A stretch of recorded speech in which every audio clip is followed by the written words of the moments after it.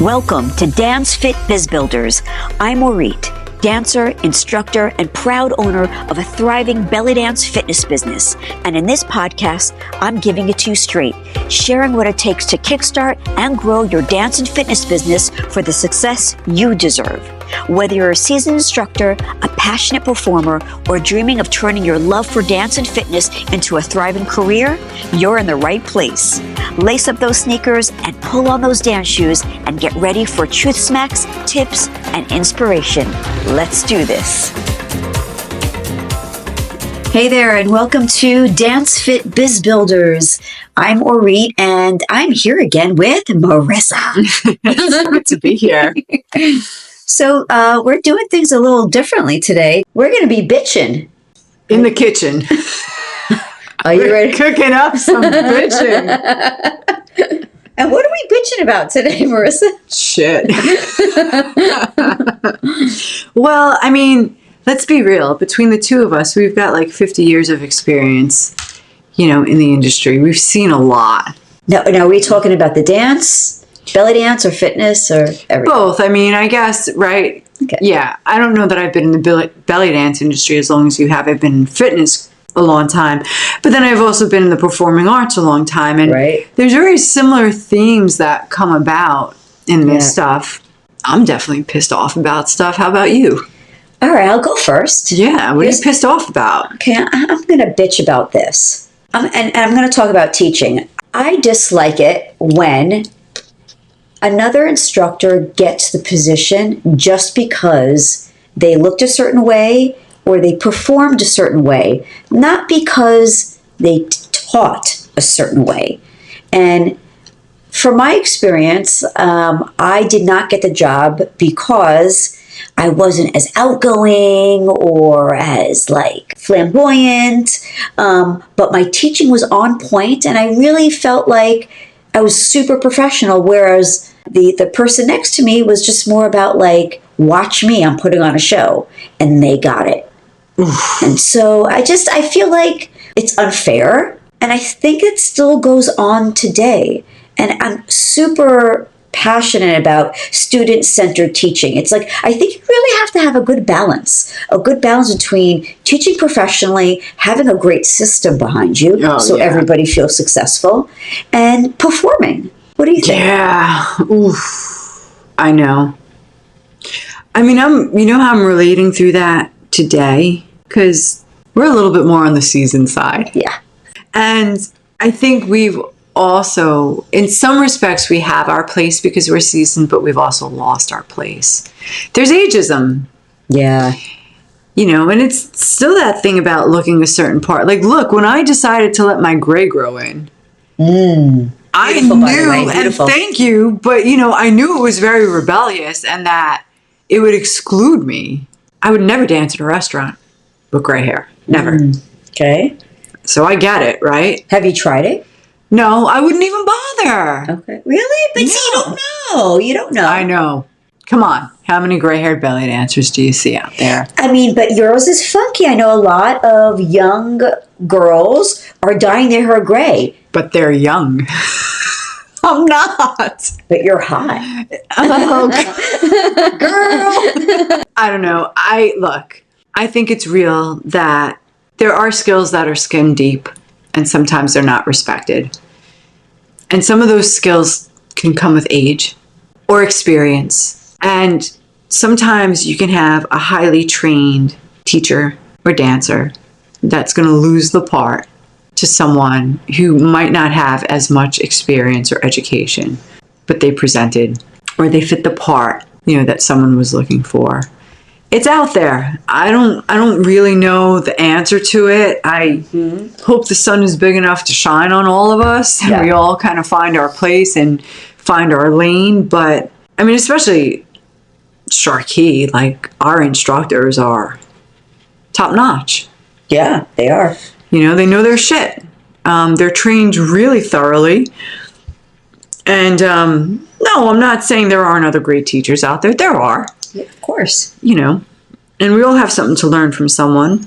But I know I don't fit everywhere right now. And I guess we could never, ever really always fit everywhere, Right. right?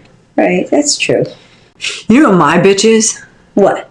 I was at a community center that was owned by a Christian church. Okay. They have fitness classes on the schedule. Okay. They had Zumba, Les Mills, all kinds of stuff. And I said to them, hey, I teach a belly dance fitness program. And they were like, oh, we're Christian. Oh, they don't get it. I was like, Okay. I didn't remember reading a 11th commandment that said thou shalt not belly dance. Yeah, exactly. Right. I mean, hello, Zumba. They're like moving their hips and Right? What's the diff? They didn't like it. Because of their perception of what belly dance is. I guess we're strippers. Yeah, I guess so. Like, It's tough. it's crazy. Yeah. I love the center. I love the space. It was convenient. Yeah. I can teach right after work.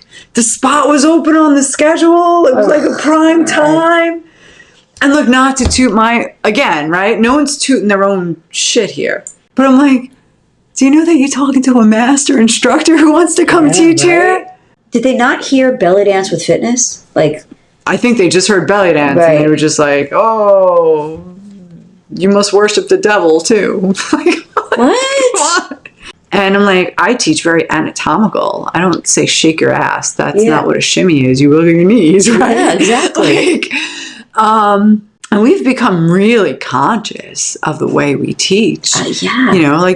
There was a moment that we used to call a move sexy walk. We don't anymore. We call it slow walk. Yes. That's cool. We're adaptable. Things shift and there's certain things that make people uncomfortable. But belly dance being against someone's religion is a little bit too much for me. I wonder if there's a way around that. Talk What to me. about if you offered hey, let me prove it to you. I'll teach a free class here and show you that it's not what you think it is. Yeah. Maybe in my 30s, Yeah. I would have been all about that. I mean, I'm in my later 40s, so maybe even my earlier 40s, I would have been all about that. I guess I don't want to take on a whole system at this point. Yeah. A whole culture. Right. Right? Because if they were like, oh, well, we don't have room on the schedule or we don't have the budget to take on a new class. Yeah. Then I'd be like, well, I can guarantee this class is going to be filled. Let me teach a free class. Let's get your people in. They're going to fall in love with it. Right? But now I'm working against the church. Yeah. I don't want to work against the church. Right. It's too much effort. I hope if someone else runs into this issue and has more energy, that they actually do it, and challenge them. That would be good because this program really belongs everywhere. It's the fitness program. Yeah. But that burns me up. I'm like, oh my God, it's 2024. I cannot believe you just told me. That I like that. That's a good bitch. It is what it is. I have one. Oh. Something else I want to bitch about. Well, when I mentor instructors about business, and I talk about student retention, and when you have great retention is when you have a lot of bodies in your class, right? That's great retention. But I was thinking about that. That's not necessarily true. So I'm going to bitch about this one. Because you can have a lot of bodies in your class, but still be a crappy instructor. That's right. Because then your students, they don't know what they don't know. That's right. That's what it is. I think your students have to then experience other instructors to see, and then they have to compare for themselves. That's right. So I think, not really a bitch thing, but I'm going to take it back. I don't think a lot of bodies in the room necessarily means you have great retention, but it doesn't necessarily mean you're doing something right. That's right. Yeah. Because we look at this, I'm in business development for my day job, and we look at retention rates with our donors. And a high retention rate looks good on paper. But if you're retaining your $25 donors a year, that's not as powerful as retaining the person that made a $100,000 donation, right? That's right. So it's all relative. You got to really look at the data and know what you're talking about.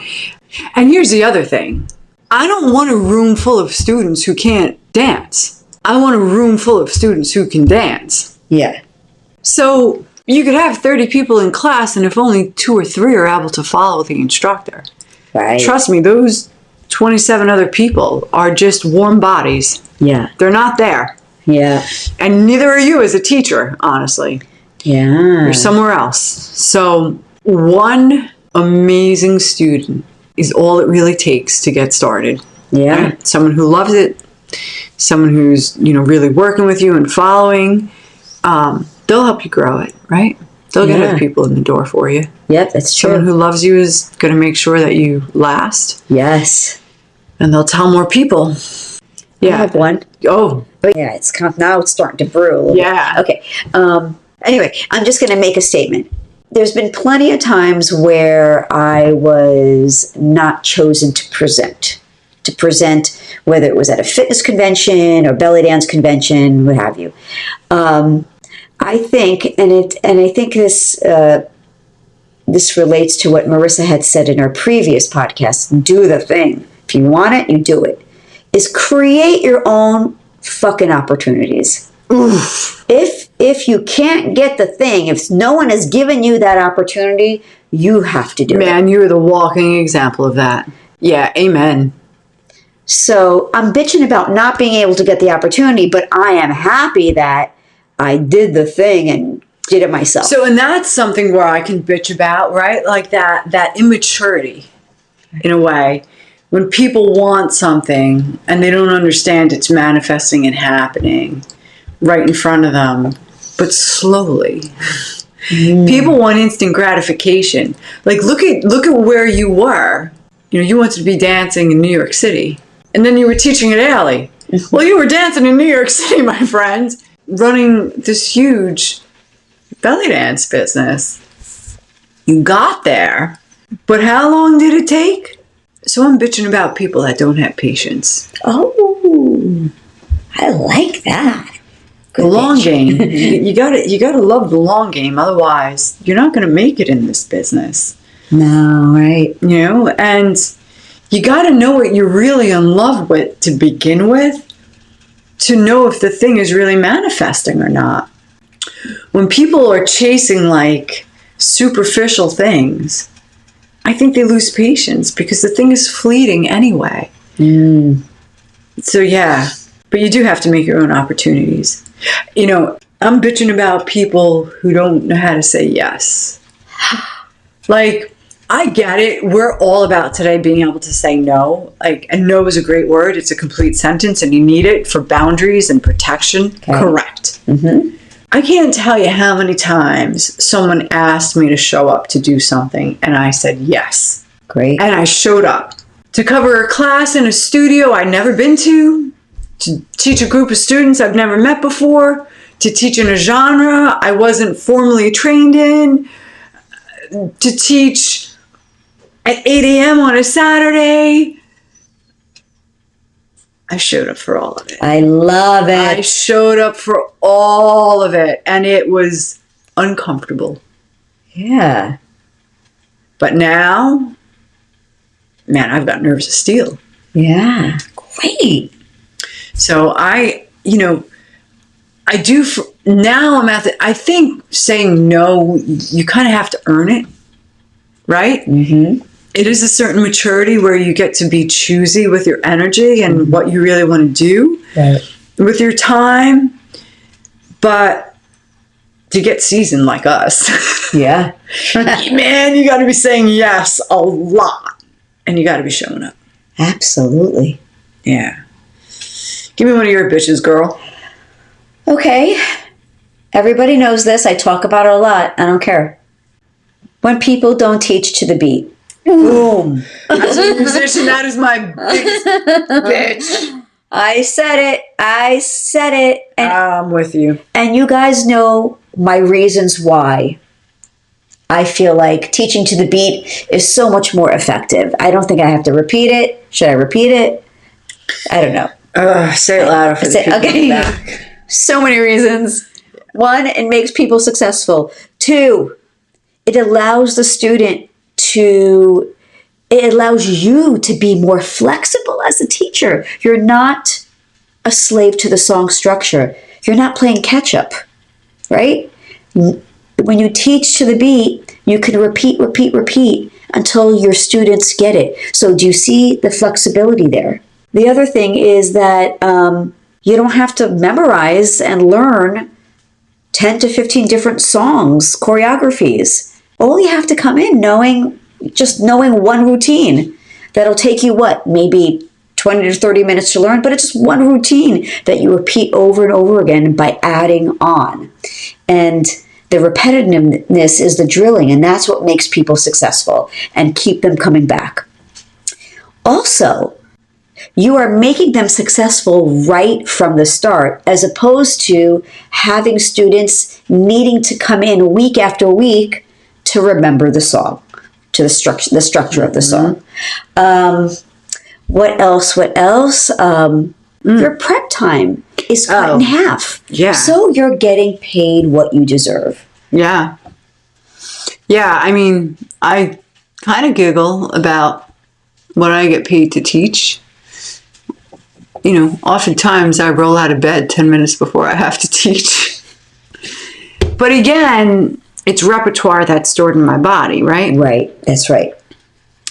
That's applicable to any track that I choose to dance because I'm teaching to the beat. That is right. So I don't need to worry about what fits where. I do my repertoire, which is like ginormous, right? It's like bigger than a dictionary at this point. Yeah. It all fits. And it's all puzzle pieces that I can, pick and choose. And I know all the rules about lead leg changes, so it's very easy to do this stuff. And I would say that's one of my bitches too. Do you have one? Another bitch? Dude, I got so many. Okay, go for it. Bring it. I want to bitch about programs, instructors who have song structured programs. And there's 2 or 3 moves to the song. So maybe that's like a 6-minute song, right? And they're repeating the same 2 or 3 moves for 6 minutes in the song. And they're dancing it with personality and joy and all that. And it kind of looks good, right? But I don't want to do the same thing for 6 minutes like that, right? And if you watch a Sharkey choreo by the end of class, in 3 minutes, we're dancing 3 blocks of choreo. It's how much do we dance in 3 minutes? Right. We dance an entire routine. I know. And not the teacher, the students are dancing it. I know. So I'm bitching around what people call dance or what people are defining as dance today. It's a watered down aerobics. Yeah, I see what you mean. It's watered down aerobics. And listen, man, I was an old school fitness instructor. I loved all that stuff, but we didn't call it dance. We called it aerobics. That's right. We called it what it was. Sharkey is dance. It is. You're going to dance your ass off in a Sharkey class. And it's not, again, to have this bias that we're the greatest. I'm just saying a huge experience is awaiting someone. Yeah. When they jump into Sharkey and they really love to dance, they're going to get a whole bunch of it. So I'm really bitching against the programs that are calling themselves dance and they're not really delivering a whole lot of dance. Yeah. As a musician, I bitch against dancers who don't have a musical working knowledge. This is a performing art. You know what I mean? And it's you got to be able to dance on the beat. Right? If you want to dance, you got to be able to dance on the beat. You also have to have musicality when you dance. So if there's an emotional moment in the music and you're not letting that come through your body, you're ignoring it, again, you're not working in partnership with the art. I have had people show up to my classes telling me that they're, belly dancers and they're professional belly dancers.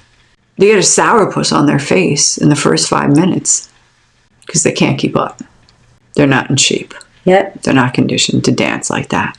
And they don't even have the endurance to stay on the beat. Yeah. So there's a double bitch. Kind of like people think belly dance fitness is a joke. Yeah. I can't stand that. I bitch about that. Well, not all belly dance fitness is alike. We're not all the same. This is true. Well, the definition, how people define belly dance fitness. Right. I know you also understand there's different levels of fitness, and I want to be respectful of that, right? Yeah, of course. People are where they are. You know, in some way, I feel like I'm a little competitive saying this, right? Like, we work our butts off in class. We love, because we love it. We love the dance. We love the challenge. You know, we love to sweat. Yeah. We love the endorphins. And it's not that I can't work with someone who's a beginner. I do it all the time. And it's not that I can't help someone condition stamina and endurance. I do that all the time. I'm bitching about the people who present as if they're all that because they get paid to do what they do. Yeah. Talk about being seasoned. We've seen a lot of stuff. Yes. What are you bitching about now? When I'm teaching class, in the past, I've had people come into my class who've taken other belly dance classes and say, "That's not how I learned it. You're doing it wrong." You know, there are many ways to do a move. That's just an uneducated student at that point. Because, I mean, I remember my teacher used to tell me all the time, "I love that you love what I do, but I'm not the only one, and you better get out there and experience others." I love that. Not everyone says that. I know, because there's fear, you know, there's like a jealousy and a competitive nature to some of this, and it's unneeded and unwarranted. Like, teachers are being paid to perform a role. Right. When they serve you and do what they promised, that's it. You got to step back, right? It's for the student then. So there's my bitch. The teachers don't understand the responsibility that they have to their student. They kind of want to like lord their power over their students. And it's not needed. Yeah. Right? You show up and you teach someone an art form or how to be disciplined in pursuing it, they're going to love you enough. You know, and they're never going to forget you. Right. No matter how many other people they dance with, they'll always come back to the person that laid the best foundation for them. Very true. That was good. What else has been bothering you? When people won't come to your class because you believe a certain way. Oh. Do you know that you're compromising your learning by not experiencing someone else's way, choreography or whatever? Like, I feel like put all your beliefs aside. Are you able to be in a room with someone who has a different belief than you and still be educated? I mean, because really, honestly, you're missing out. I'm able to separate that. If I know somebody believes a certain way, but I know that they are a great educator and I love what they do, I will put that aside and will not compromise my learning and go and get educated. I know it's a hard thing to do. I know. They don't believe what you believe, but that means you don't give them your money. I mean, it's different. Like, did they do something bad to you? That I understand. Don't give them your money. But if they didn't do anything bad to you and just believe something different, what's wrong with that? That's a free country. Yeah.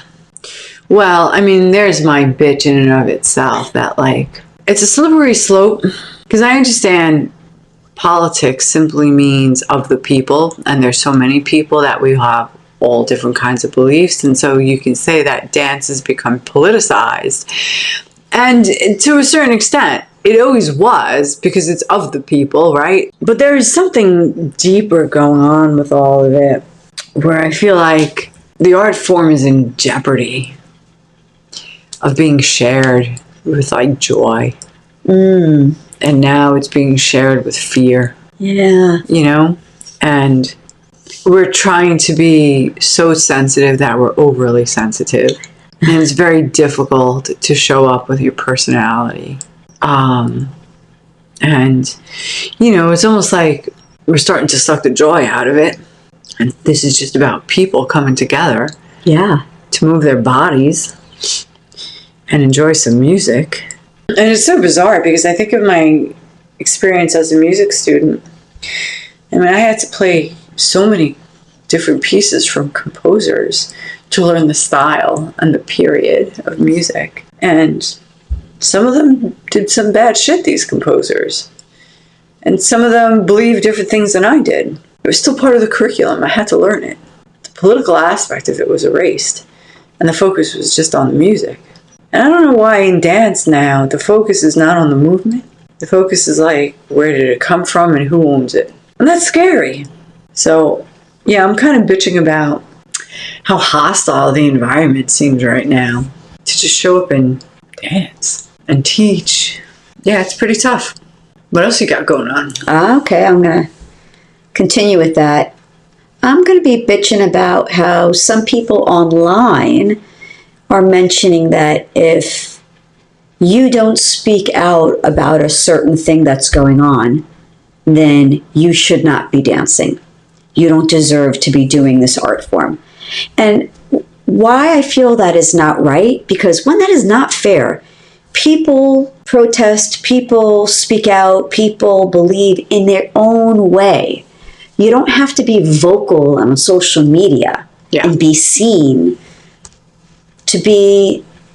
Well, it's almost like an invasion of privacy, you know what I mean? Right. Like, you could have your beliefs and opinions, and they could be held privately. They could be held privately, right. And right.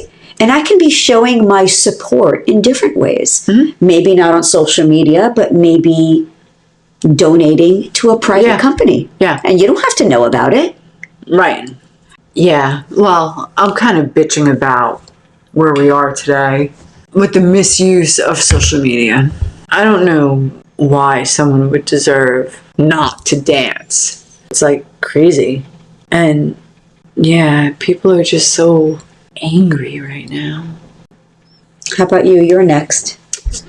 I'm bitching about noise.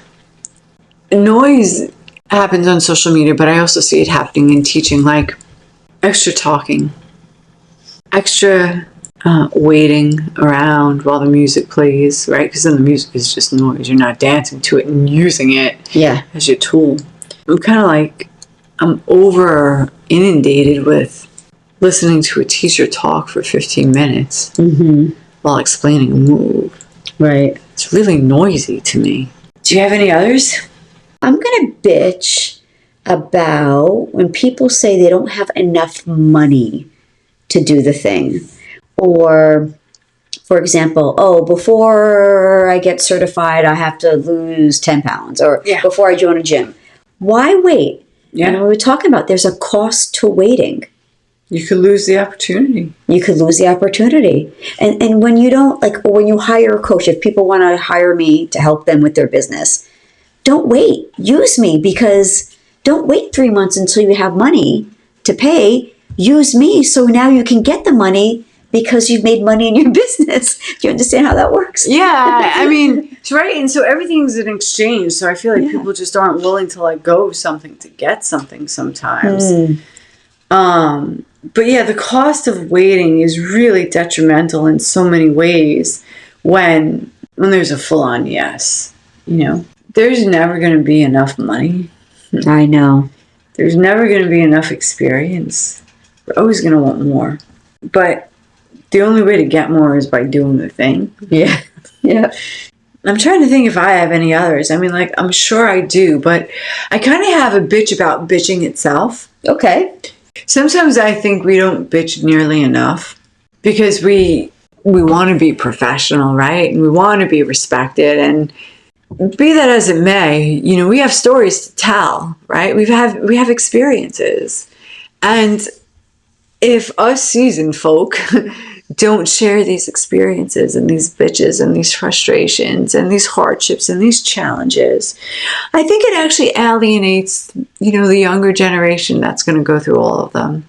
Yeah. By kind of letting them know, you may experience this, I experienced this, just kind of sharing. Yeah. I don't think we do enough of that. And I think I bitch about the critical listeners when they hear quote unquote bitching, that they call it unprofessional and they call it all kinds of stuff, when really it's just, this is what it takes to be in business. Yeah. And it's painful at times. Yeah. So I bitch against non-bitching. Love it. Yeah. What do you think? It's okay to bitch. Totally okay to bitch. Have we done enough bitching for tonight? I think so. Should this be a reoccurring I episode? don't know. I like this bitch fest. Maybe. Okay. Maybe. You want to take us out? Thank you for tuning in, folks. Until next episode, go and kick ass. Thank you, Marissa. Thank you.